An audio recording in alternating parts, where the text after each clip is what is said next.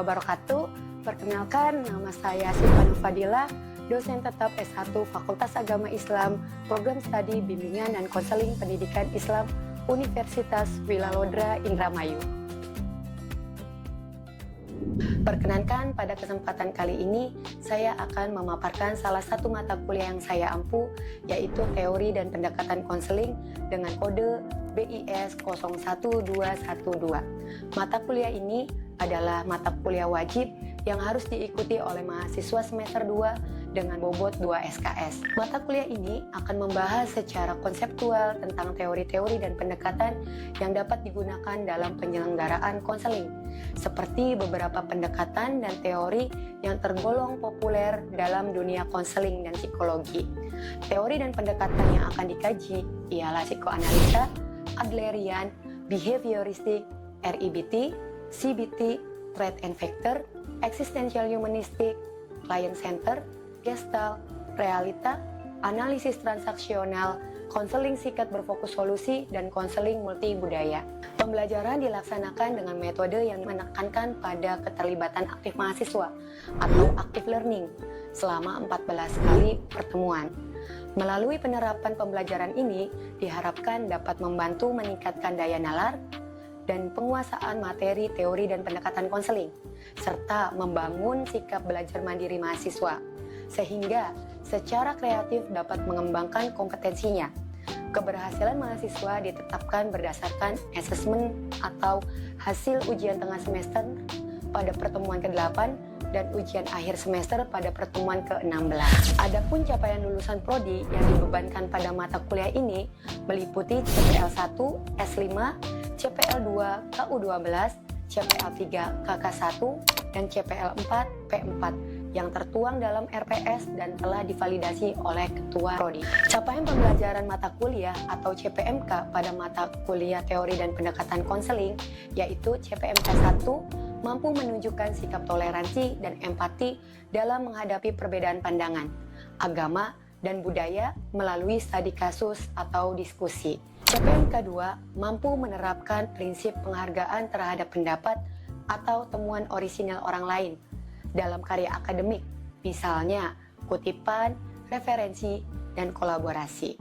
CPMK 3, mahasiswa mempunyai peran aktif dalam kerja tim melalui pembagian tugas, komunikasi efektif, dan kontribusi konstruktif untuk menyelesaikan proyek kelompok.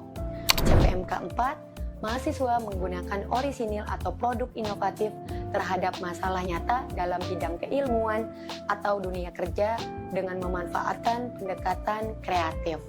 CPMK 5, mahasiswa mampu memahami langkah sistematis dalam pemecahan masalah atau problem solving cycle untuk menyelesaikan tantangan akademik atau simulasi kasus dunia kerja. CPMK 6, mahasiswa mampu menganalisis jenis-jenis pendekatan, metode, dan teknik BK berdasarkan teori dan kasus siswa. CPMK 7, mahasiswa mampu mendemonstrasikan keterampilan dasar konseling. Dan terakhir, CPMK ke-8, yaitu mahasiswa menunjukkan sikap profesional dan etis dalam praktik konseling, termasuk menjaga kerahasiaan dan menghargai keberagaman klien. Sub CPMK yang akan dilakukan yaitu pada pertemuan ke-10.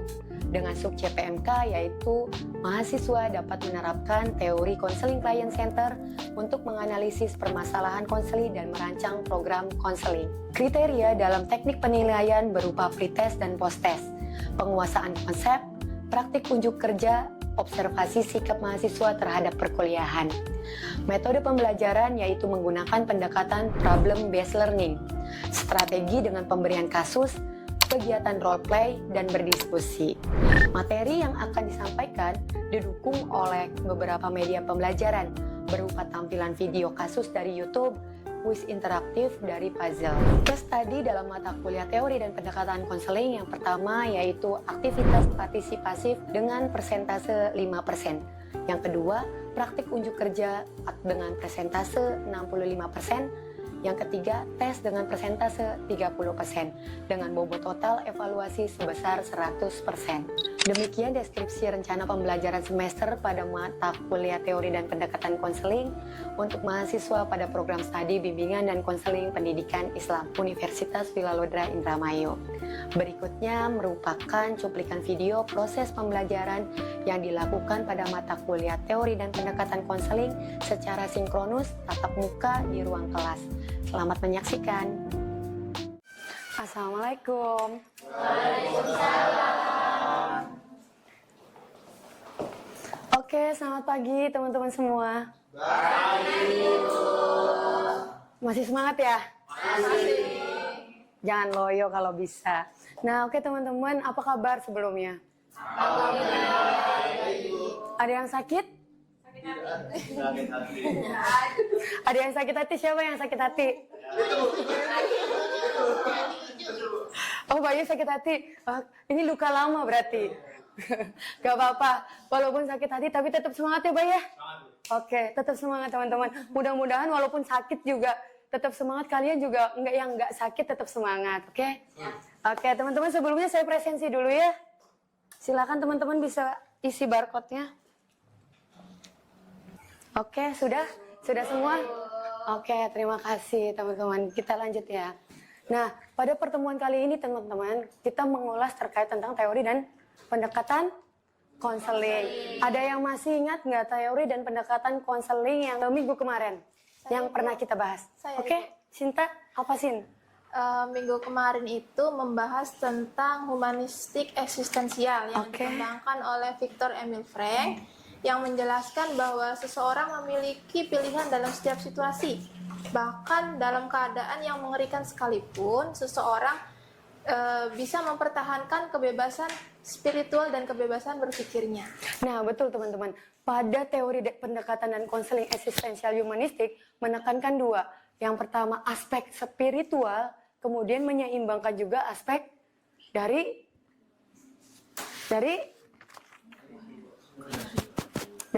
pikiran.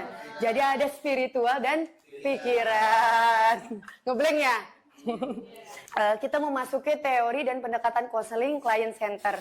Nah, sebelumnya teman-teman ada sub CPMK di dalam pertemuan ini, yaitu sub CPMK 10, yaitu mahasiswa dapat menerapkan teori konseling client center atau person center untuk menganalisis permasalahan konseling dan merancang program dari konseling itu sendiri. Nah, diharapkan teman-teman mampu setelah pembelajaran ini diterapkan dalam sesi konseling nantinya.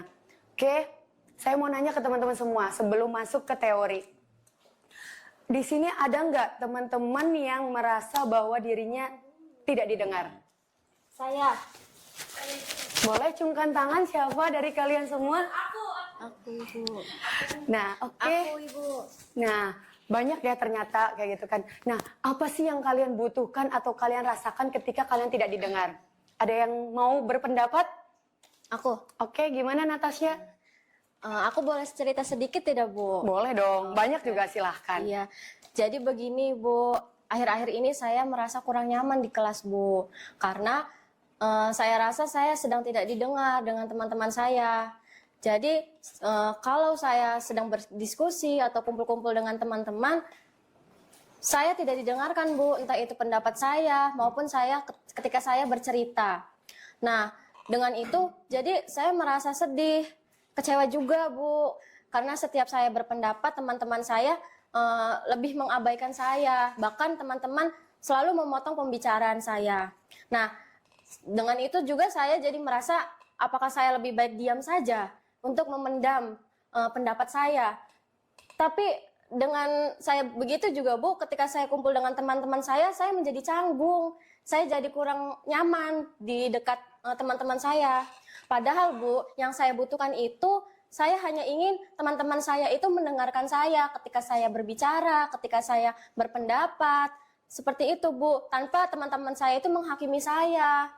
Gitu, Bu. Oke, baik. Nah, teman-teman tahu nggak apa yang Natasha paparkan itu adalah itu yang inti dari mata kuliah kita pada pagi hari ini, yaitu terkait tentang client center. Dulu client center itu diterapkan oleh seorang psikolog bernama Carl Rogers, teman-teman, yang ikut juga merasakan hal yang sama seperti yang kalian butuhkan tadi ketika tidak didengar, yaitu bagaimana cara membantu seseorang agar supaya mereka itu tidak dihakimi tadi.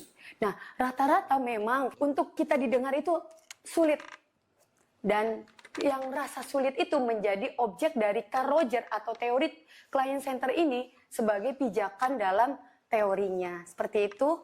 Oke, kita lanjut. Nah, ada yang pernah ketemu sama Carl Rogers? Belum, Bu. Di dalam mimpi. Oh, dalam mimpi. Oke. Nah, ini Carl Rogers, teman-teman. Kalau misalkan kalian ketemu, boleh disapa. Halo, Bapak. Hai, kayak gitu kan. Halo, kayak gitu kan. Nah, itu adalah Carl Rogers, teman-teman. Kalau kalian, ini adalah tokoh dari teori client center itu. Nah, dalam teori client center, Rogers itu menekankan pada apa? 3 komponen dasar.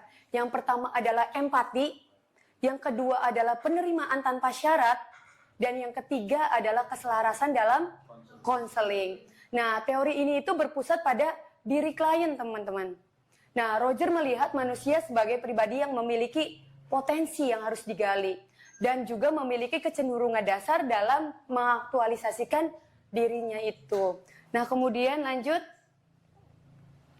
Nah, Rogers banyak merumuskan, teman-teman, terkait pandangan konseling bagi orang yang terganggu dalam emosionalnya. Pandangan Rogers percaya bahwa manusia itu terlahir memiliki motivasi untuk mengaktualisasikan dan mempertahankan dirinya itu. Nah, Rogers juga mengungkapkan adanya organismic value proses di mana individu akan mengevaluasi pengalaman-pengalaman hidupnya apakah dapat mendorong atau justru menghambat proses dari aktualisasi dirinya tersebut. Nah, kemudian gini, teman-teman. Rogers menjelaskan adanya perkembangan konsep diri, yaitu pandangan seseorang terhadap siapa sih dirinya, kemudian apa yang harus dia lakukan, dan apa sih yang ia inginkan.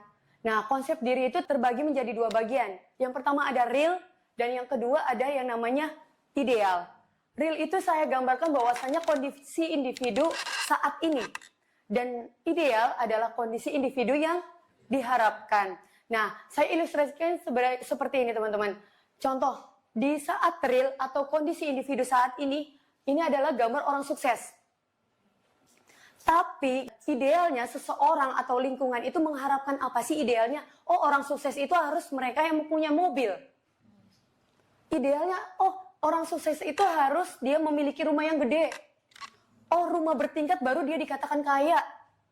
Nah, itu adalah kondisi ideal dan real itu tadi, kayak gitu.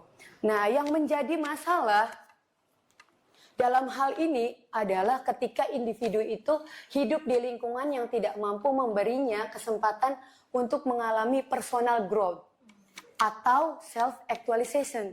Yang tadi saya bilang bahwasanya, oh, sukses itu harusnya, padahal kita ini udah sukses nih menurut diri kita. Tapi orang lain menganggap bahwasanya itu belum sukses kalau kamu belum punya mobil. Nah, seperti itu. Ada yang relate? Nah, oke. Teman-teman tahu nggak sih? Kemudian ada lagi perkembangan kepribadian pada masa anak-anak sangat membutuhkan positive regard. Ada yang tahu positive regard itu apa? Nah, positive regard adalah penerimaan, teman-teman. Cinta dan persetujuan dari orang lain. Baik itu orang tuanya ataupun temannya. Nah, anak-anak cenderung akan merasa puas ketika dia mendapatkan positive regard dan sebaliknya akan merasa frustasi nih ketika dia tidak mendapatkan positive regard. Ingat, positive regard itu adalah apa? Penerimaan, kemudian nah, itu adalah bentuk dari positive regard. Ketika kita tidak mendapatkan positive regard, yang terjadi adalah kita tidak merasa puas, kita merasa frustasi dan lain sebagainya, gitu. Nah, lanjut. Rogers menggunakan istilah unconditional positive regard. Itu untuk menggambarkan positive regard yang diberikan secara penuh dan tidak berdasar pada sikap dan perilaku anak. Jadi, unconditional positive regard itu ini teman-teman, dia mendapatkan penerimaan tapi tidak bersyarat, kayak gitulah. Nah, Roger juga menjelaskan tentang conditional positive regard yang bersyarat atau conditional positive regards, kayak gitu kan. Yang pertama itu unconditional dan yang kedua itu conditional. Unconditional adalah posisi di mana dia itu mendapatkan penerimaan tapi harus bersyarat, dan conditional itu yang Tanpa syarat. kebalik nggak? Ya, oke, kebaliknya gimana? Yang unconditional itu tanpa Boleh ngacung? Siapa? Jadi unconditional positive regard itu adalah di mana seorang itu mendapatkan penerimaan tanpa memiliki syarat. Oke, betul. Itu conditional positive regard itu adalah seorang yang mendapatkan penerimaan tetapi memiliki syarat. Nah, itu. Kalau unconditional itu adalah dia tidak memiliki persyaratan. Kalau conditional ya kondisinya itu dia memiliki persyaratan baru diterima. Kayak gitu ya teman-teman ya. Bisa dipahami? Nah, oke. Kemudian teman-teman, Roger dalam teorinya menjelaskan bahwa psikopatologi itu adalah gejala mental yang terjadi karena adanya incongruence, yaitu suatu pertentangan antara konsep diri yang dimiliki dengan pengalaman real yang dihadapi tadi. Konsep dirinya apa tapi realnya apa, kayak gitu kan, berbeda, kayak gitu loh. Kalau misalkan bahasa sekarangnya itu tidak sesuai dengan ekspektasi, kayak gitu. Nah, kemudian lanjut, contohnya gini teman-teman. Individu tidak memiliki rasa benci nih. Kemudian di satu sisi dia saat ini sedang membenci seseorang. Jika hal ini muncul tanpa disadari, maka akan menimbulkan ketegangan sehingga membuatnya rentan akan kecemasan. Nah, ketegangan dan kecemasan. Saya analogikan seperti ini teman-teman. Nah, kalau misalkan kalian lagi benci seseorang, apa yang dilakukan? Ih, mau lihatnya aja ogah. Ya nggak sih? Ya kayak ini, alisnya juga nyatu. Kayak gitu loh, boro-boro kayak gitu loh, rasanya pengen ngebakar aja diri kita kayak gitu kan. Ih ngapain sih ketemu sama dia kayak gitu loh. Nah itu adalah contohnya dari ketegangan dan kecemasan itu. Kemudian Roger juga mendefinisikan di defensif teman-teman. Defensif itu apa? Ada yang tahu nggak defensif itu apa? Perlindungan. Oke, perlindungan betul. Terus ada lagi? Upaya mempertahankan diri. Jadi defensif adalah menjelaskan untuk perlindungan atas konsep diri dari kecemasan dan ancaman teman-teman. Contoh, respon psikologis di mana seseorang itu cenderung melindungi dirinya, menyangkal kesalahan atau menyerang balik saat merasa dikritik, disalahkan atau terancam. Ada yang kayak gitu? Ada. Contoh, kita merasa bahwasanya kita terancam kayak gitu loh. Atau merasa bahwasanya kita itu tidak relate dengan hal tersebut. Apa yang terjadi? Kita menyalahkan. Kemudian kita apa? Kecewa dan lain sebagainya. Nah, itu adalah defensif. Nah, defensif itu cenderungnya biasanya menyalahkan ya. Menyalahkan apa yang terjadi. Nah, kemudian ada lagi namanya fully function person. Apa sih itu? Yaitu ultimate goals. Jadi ketika orang mempunyai aktualisasi yang sudah oke, tingkatannya aktualisasinya itu udah sempurna, dia akan mengalami ultimate goals dari proses self-aktualisasi manusia itu. Nah, cirinya yaitu individu sadar akan pengalaman yang ada, percaya pada dirinya sendiri, baik perilaku maupun perasaannya, dan bebas dalam mengambil suatu keputusan. Jadi, fully function itu adalah seseorang yang sudah merdeka kalau bisa dibilang. Jadi tanpa pengaruh orang lain, tapi dia bisa berjalan sendiri. Kayak gitu. Nah, seperti itu. Ada yang mau ditanyakan sampai sini? Ada yang mau ditanya? Oke, Dea. Gimana, Dea? Kira-kira apa saja Ibu kelemahan serta kelebihan dari teori client center ini juga diterapkan pada klien dengan latar belakang budaya yang beragam gitu. Terus dengan psikologis, kliennya tuh mengalami psikologis yang berat. Oke, bagus ya pertanyaannya. Yang pertama, poinnya adalah tadi apa? Keberagaman budaya atau multicultural. Multikultural. Ini kan keragaman budaya ya. Contoh teman-teman, client center ini tadi menekankan apa? Empati, keselarasan, kemudian penerimaan tanpa syarat. Kalau multikultural berarti apa? Ketika seseorang itu berbeda dengan orang lain. Di mana kelebihannya adalah seseorang ketika dihadapkan dengan konselor yang multikultural, dia tidak bias, dia tidak menyamaratakan, oh dari ras golongan ini, dan lain sebagainya. Dia tidak seperti itu. Nah, namun kelemahannya ada teman-teman. Kelemahannya biasanya kalau misalnya orang berkelompok atau orang di dalam suatu kelompok tertentu, dia akan mengalami suatu pengambilan keputusan dari persetujuan orang lain. Jadi biasnya seperti itu. Walaupun memang multikultural, tapi untuk bias kognitifnya itu berbeda. Pengambilan keputusan pada kliennya. Nah, kemudian dalam gangguan ya, tadi gangguan berat ya, atau gangguan psikologis. Gangguan psikologis itu gimana teman-teman? Ada yang tahu nggak?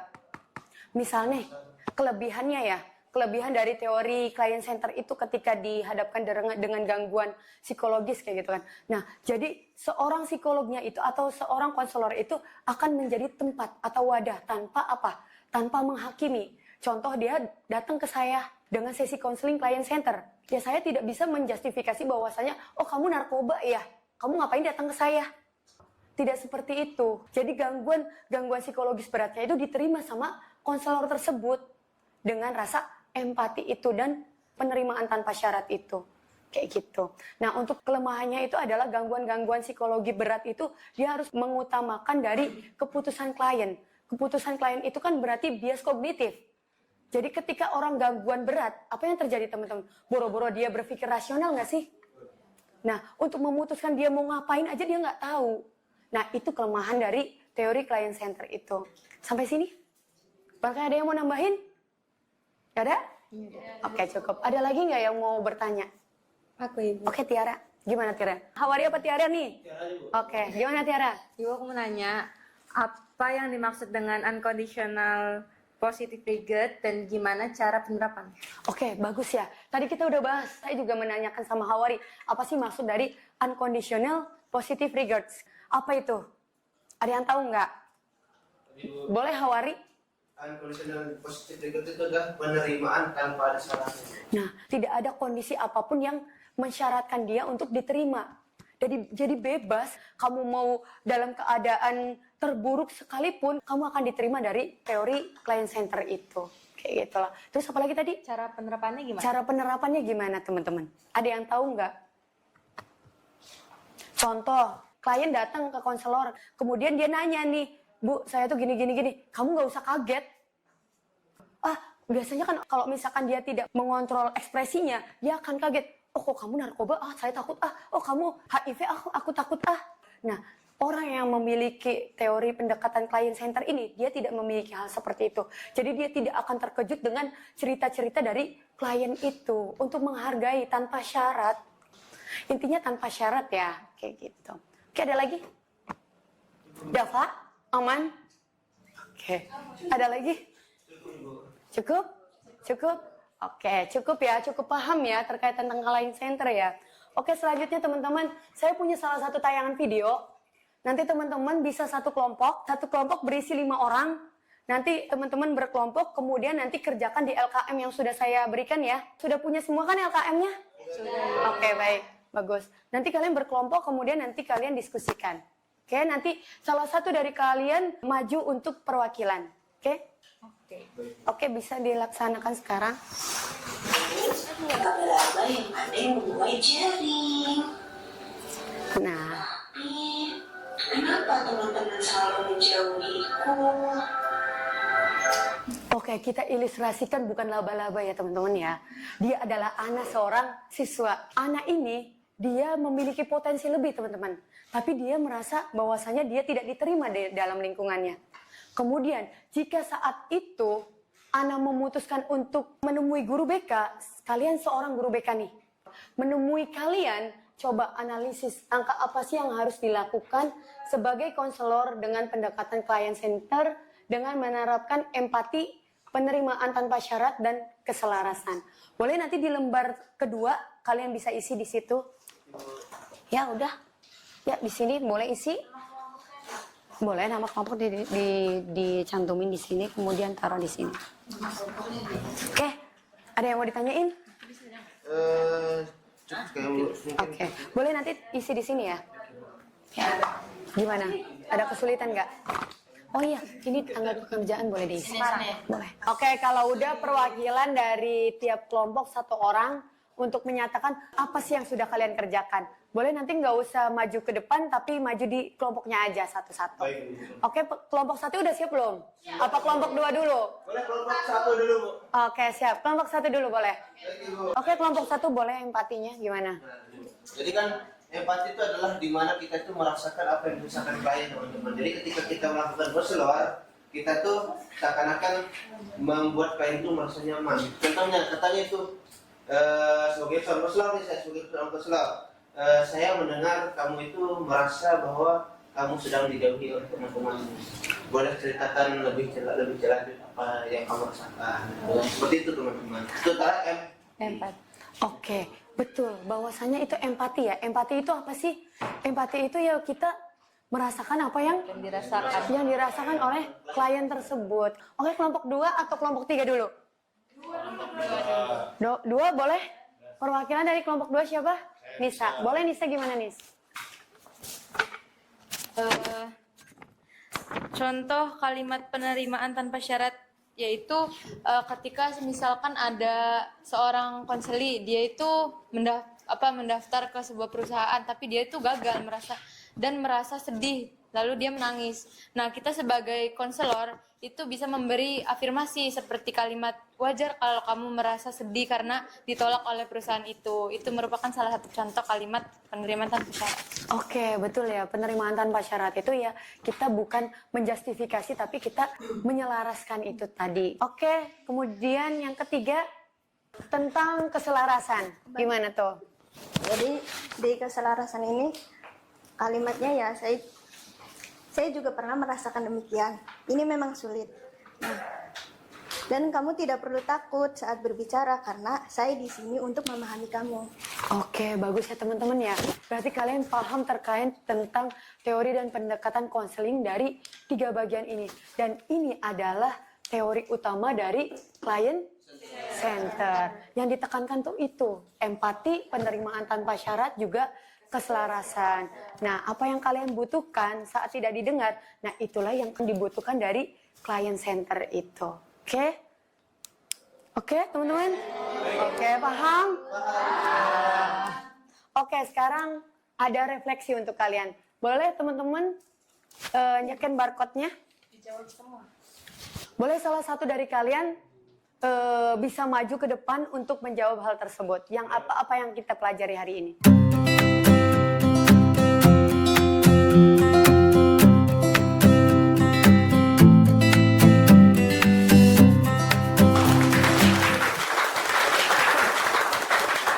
Tepuk tangannya. Nah, saya juga cukupkan untuk mata kuliah pada pagi hari ini. Mudah-mudahan teman-teman semua juga memahami apa